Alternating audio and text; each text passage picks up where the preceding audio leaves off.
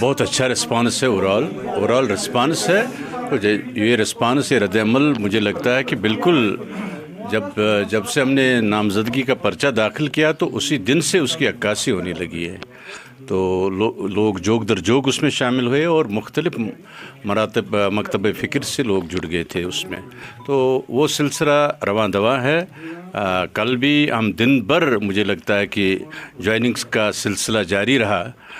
پہلے میرے رہائش گاہ پہ براگام میں مجھے لگتا ہے کہ 10 بجے ہم نے اس کی شروعات کی. تو ہر سیاسی پارٹی سے لوگ آگے آ رہے تھے اور پی ڈی پی میں شامل ہو رہے تھے، جن میں ایون بھارتیہ جنتا پارٹی ہے، نیشنل کانفرنس ہے اور کانگریس ہے، اور چوتھی پارٹی ہے کوئی کیا ہے اپنی پارٹی اس سے بھی آ رہے ہیں.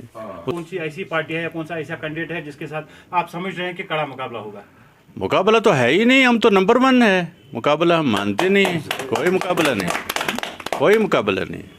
مقابلہ ایک طرفہ ہے انشاءاللہ.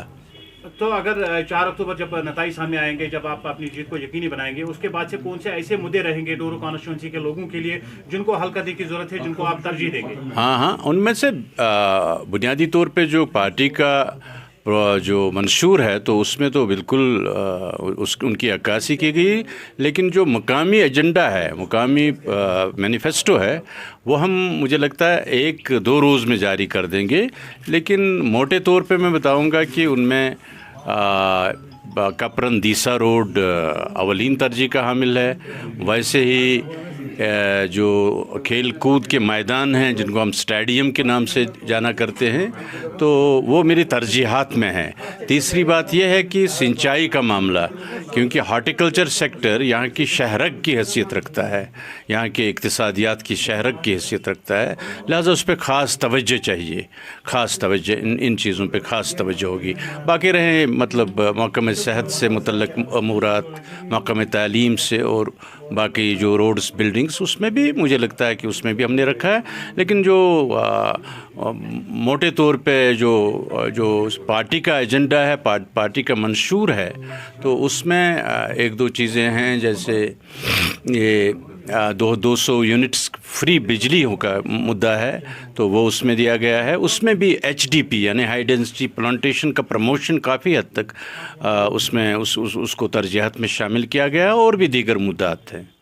سر، اگر بات کریں کانگریس کولیشن کی، کیا یہاں پہ PDP لیڈران کے لیے وہ روڑے اٹکا سکتا ہے یا یہاں پہ ایک سود مند ثابت ہو سکتا ہے؟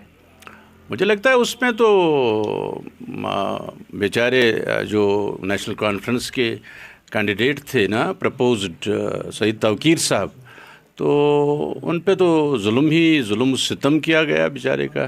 4 سال ان کی ملازمت کے چلے گئے، اس کے بعد 1-2 سال مجھے لگتا ہے اور ہے. لیکن سازش کے تحت اس سے یہ معاملہ ہی چھین لیا گیا. جیتنے ہارنے کی بات نوبت ہی نہیں آئی، اس سے پہلے ہی اس کو سازش کا شکار بنایا گیا اور اس سے وہ چھین لیا گیا. Thank you sir. تھینک